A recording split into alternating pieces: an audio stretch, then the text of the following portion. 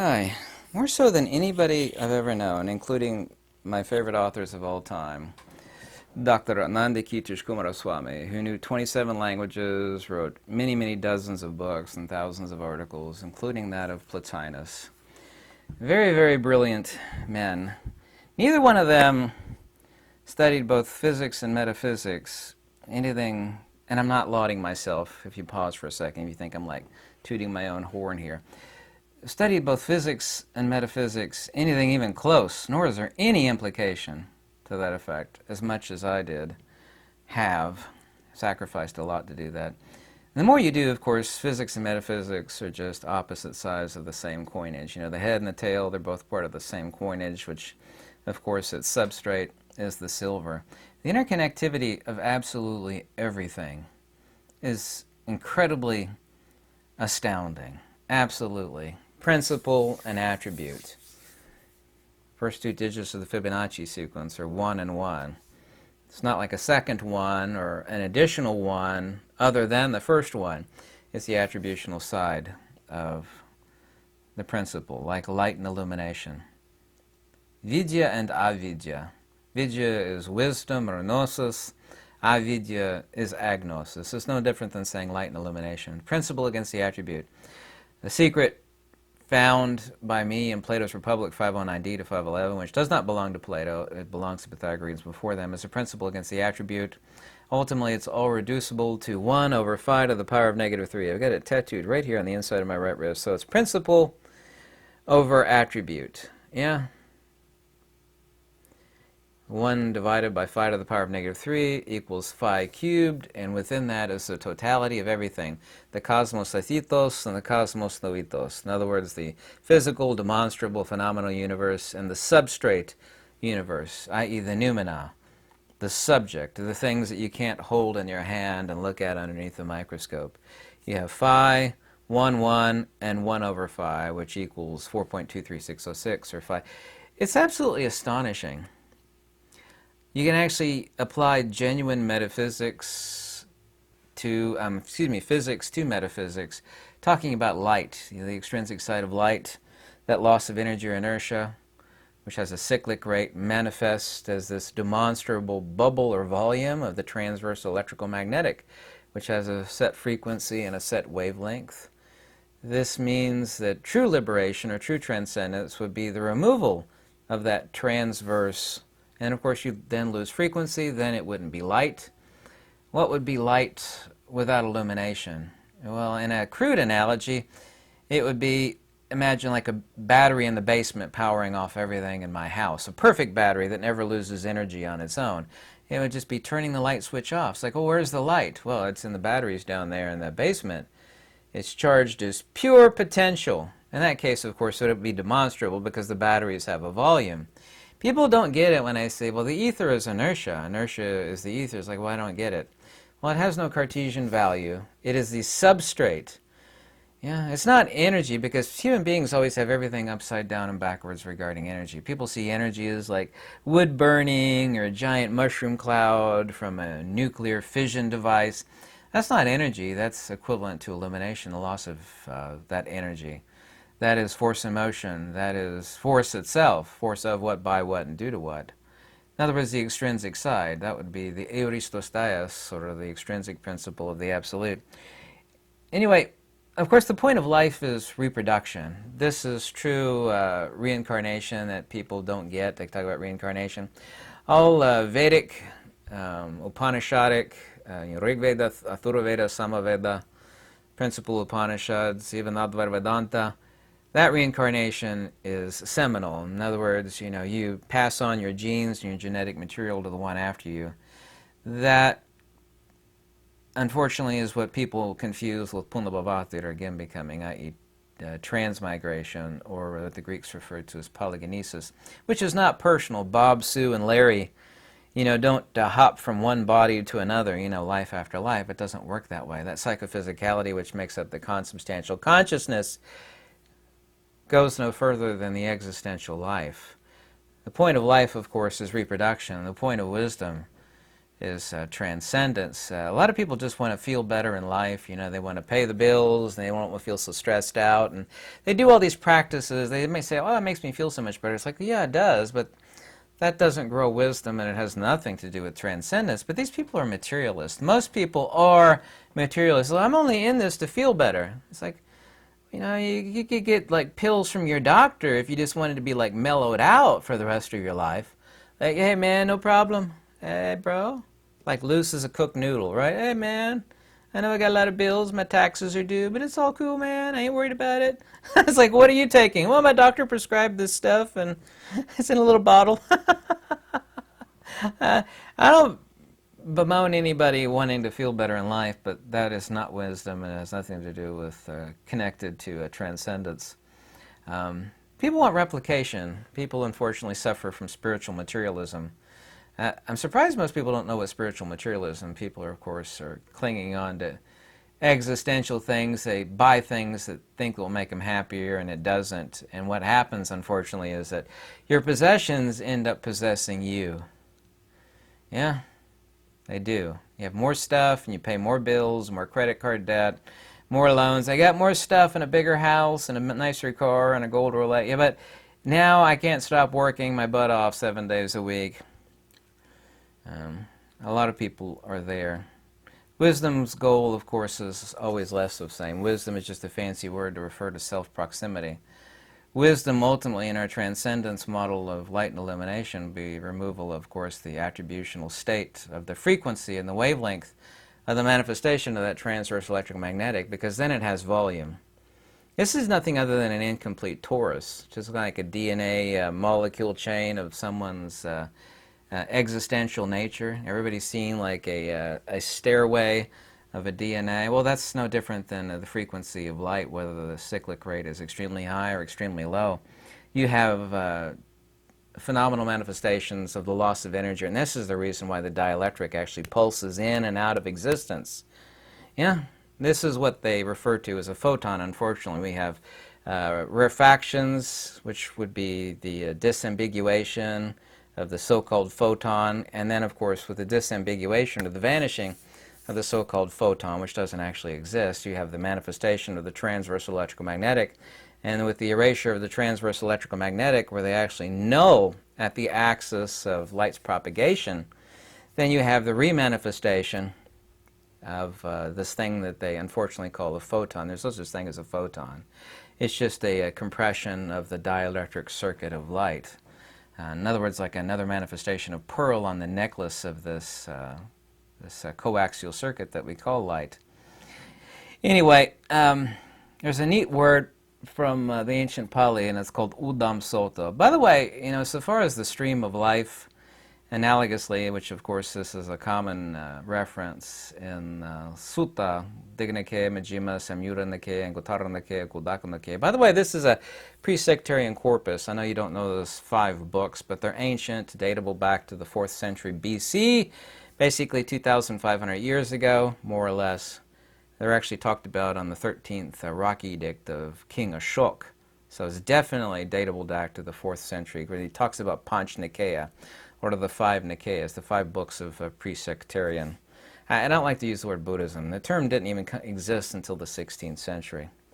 Anyway, within the Nikayas, there's this neat word called udam soto. Soto is stream, uda means up or going upwards, literally an upstreamer. I don't know if you know this or not, but it's kind of irrefutable, is that there's 2 things that go downstream. Turds and trash. Yeah, everybody's like, I just want to go with the flow.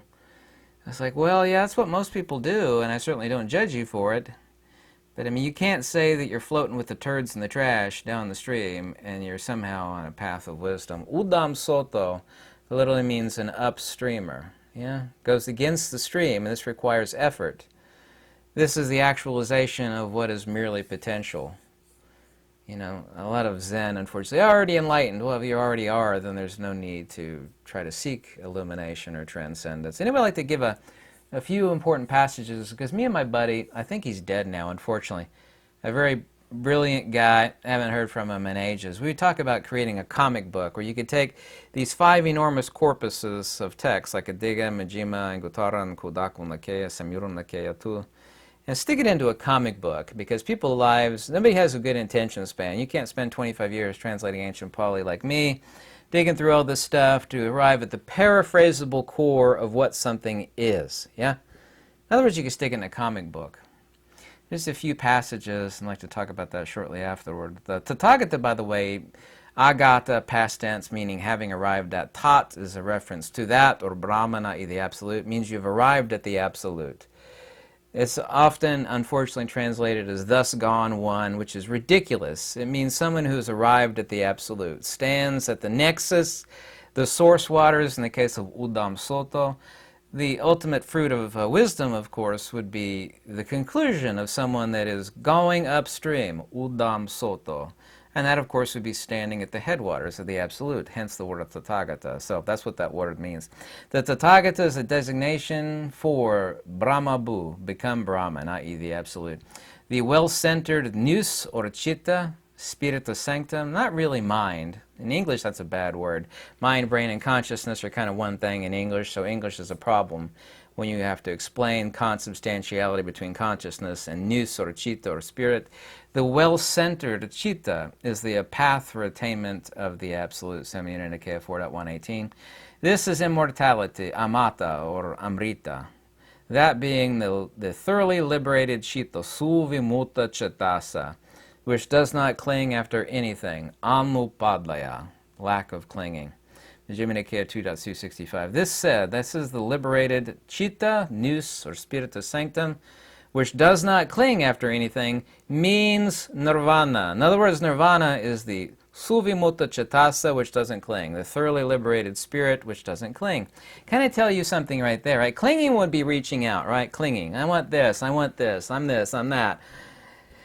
That's no different than saying the transverse electromagnetic frequency of light, because frequency is extension, because it has a cyclic rate whereby which it reaches out. Yes, light doesn't have hands, but the actual frequency and manifestation of that frequency or wavelength is the reaching out, the loss of energy of the light itself, which has a cyclic rate and therefore is phenomenal and demonstrable. But light is not phenomenal, but reaching out is phenomenal. This is no different than saying clinging versus lack of clinging. Well, when you have wisdom, you have lack of clinging, you have fruition. Titatati, which means steadfast within the soul, means one is supremely fixed within the spirit, or chitta. Here's the most important passage, really. You could take one passage, Majjhima Nikaya 1.436, or many exactly like this one. Is the entire summation of the... And this is no different than the Upanishads, no different than Advaita Vedanta. This is pre-sectarian, yeah? By the way, there's no such thing as Buddhism. That term was invented in the 16th century. The only time it's actually called anything within the pre-sectarian corpus is Samyutta Nikaya 5.4. It says, what are your teachings to be called? And Gautama says the teachings are called Brahmayana, path to the Absolute. Yana, path, road to Brahma, the Absolute. Not like Brahma God, no. People confuse Brahman with Brahma. That's a big confusion that people have. Path to the Absolute. What Buddha's, this is not my opinion, this is hardcore fact, yeah? What it should be called is Brahmayana, path to the Absolute. That's the original. Kind of like Christianity. Well, you got the Protestants, and you got the Catholics, and the Greek Orthodox. Wait, you know, excuse me. Jesus never taught Catholicism or Protestantism or Greek Orthodox. I mean, all of that garbage came later. All of this, those yellow robe guys running around Southeast Asia, that is not original. If you think Catholicism is original to Christianity, I mean, you're just not too bright. None of this stuff, so-called Buddhism, is exactly the same way. Anyway, this is the most important passage. If you have a sharp mind, anyway, you know that it is. Whatever forms, feelings, perceptions, experiences, or consciousness, Rupa Vedana Sama Sankara Vijnana, i.e. the psychophysical, these he sees, meaning the Udam Soto, someone going upstream. These he sees, the wise person, without permanence, anisha, as suffering, as ill, plague, boil, sting, pain, affliction, foreign, otherness. Foreign to what? Foreign to thyself. Self with a capital S. Otherness, as empty, shinyata. Yeah? There's no such thing as emptiness. Something is empty of something else. This emptiness garbage, I mean, it really burns my biscuit when people say, emptiness, no soul. It's like, there's no such passage. Sure it is. My teacher said, I don't care what your teacher says. I said, there's no such passage. Well, how would you know? Maybe because I'm an expert in ancient Pali translation. I've been doing it for 2.5 decades, and I know about 1,000 times more than you do. You know, you could think I'm egotistical or arrogant. I don't really care, but I've got the facts. I got the citation, and we're talking about what is, you know, when we're going to talk about it, we're going to talk about what it did teach, not what it didn't teach. I'm not interested in what it didn't teach. I was only interested in what it did teach. As empty, shinyata, as selfless, anatate. Selfless with a capital. In other words, psychophysicality, i.e. phenomena, are empty in shinyata and anatate, lacking in selfhood. Just as this radio is empty of a signal and does not have the signal, of course, would be the Atman, yeah? Analogously. There is no Atman in this radio. And this is how ridiculous this religion, and I have no interest in any religion of any kind, metaphysics only, facts, logic, and wisdom. These people say, well, Vijnana Buddhism says, and it doesn't say that. It says that there's no signal in the radio, it's empty of a signal, and there's no signal, or Atman, in the radio. It's like, that's accurate, but that's not a denial of the signal. It said this thing of gears and antennas, there's no gears in here, transistors for batteries, you know, there's nothing, you know, there's no signal. Yes, that's true. So you made the fallacy of composition, saying, well, so there's no signal in the radio, therefore there is no signal. That's not what it says. How could you be so pseudo-intellectual, such a intellectual, such a deflated mind? So he turns his spirit, I don't care what word you use, the Pali word is chitta, non-aggregate, turns the chitta away from these. In other words, the psychophysical, rupa, vedana, sana, sankara, vijnana, away from. Therein he gathers the chitta, nous, spirit, within the realm of immortality, amataya dataya, realm of dhatu, amata, immortalis, amata. Mata being death, amata immortalis. This is tranquility, this is that which is most supreme and excellent. That's the paraphrasable core right there. That's the entire alpha and omega of the entire thing, which is no different than what the Vedas taught, no different than Upanishads, no different than Advaita Vedanta. And yet you see all these Buddhists. Buddhism is different than that Hindu stuff. I've heard that 1,000,000 times. Yeah, sure it is. Hindu refers to a people, not a religion, by the way. You've got everything upside down and backwards. I don't know where you got your edumacation from, but it definitely wasn't from studying facts. A couple more passages. How is one deemed a Brahman? Crossed over and gone beyond. Herein him whose chitta, nous, spirit, is free, devoid of defilements, liberated by wisdom. Such is how one is called a Brahman, deemed crossed over and gone beyond. The people say Gautama is the supreme teacher of the way leading to the union with Brahman. Oh, isn't that a unique passage? The Tathagata, i.e. the Buddha, is a designation for, i.e. means Brahma Bu, become Brahman. In other words, you're standing at the source waters, you can't go any further, you're at the nexus of all things. It's kind of like the center of a clock dial, like you get the second hand sweeping here, the minute hand and the hour hand is sweeping around the outside of the clock, but right there in the center you have this unmoving axle, kind of analogous to the source waters. Oh, it's a pretty good analogy there, isn't it, Mr. Tattooed Man? Yes, it is. You're welcome. It is going to become Brahma. This, the well-centered chitta, Suvimutta Chitta, the thoroughly liberated chitta, is the path for the attainment of the absolute, i.e. Brahman. Samhita Nikaya 4.118. All of this is fundamentally irreducibly simple. Nothing is known except through the modality of the knower.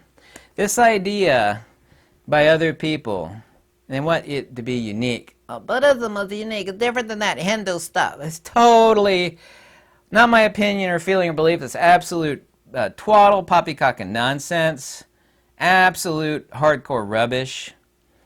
There's no person that is well educated in both Pali and Sanskrit, like Sarvapalli Radhakrishnan, Ananda Kitish Kumaraswamy, on and on and on and on.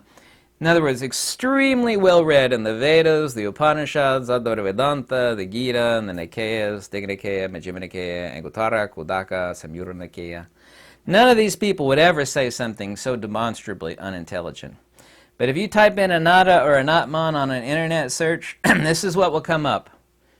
You'll get like a million hits of it. Anatta means no soul. Buddhism is different than Hinduism, and it told everybody, taught that there is no such thing. It's crazy. It's just so unintelligent. Buddhism taught there was no such thing as this Hindu Atman stuff. That's right. It gives you no citation, no facts, no logic, and no evidences for that unsubstantiated, ridiculous, absurd, laughable claim.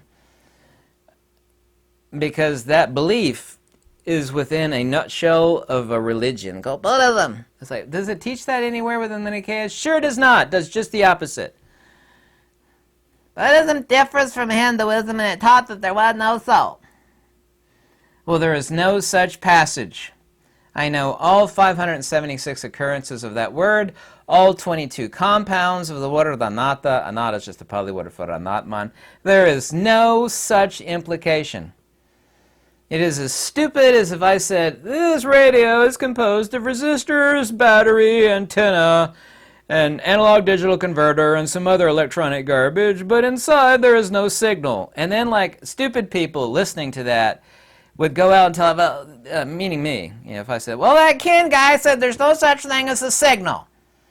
He said that the radio is composed of batteries and transistors and AD converters and antenna and all other stuff, and there ain't no signal.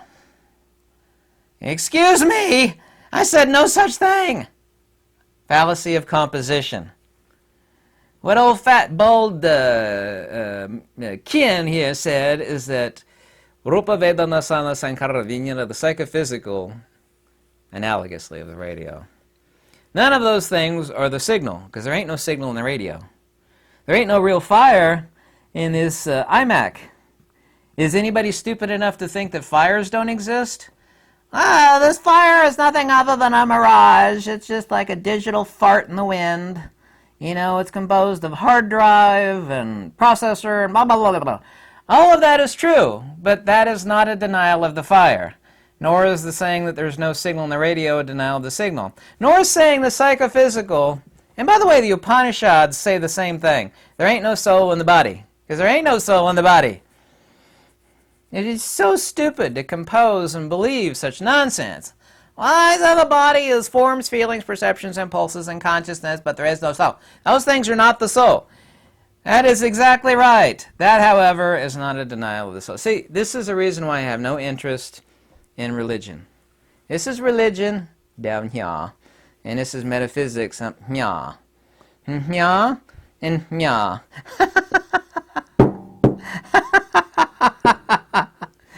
Oh, I crack myself up sometimes. It's like, sometimes I wonder, it's like, am I that smart, or is it just that everybody else is just that dumb? They just don't get what is demonstrably obvious. You know, maybe it's somewhere in between. You know?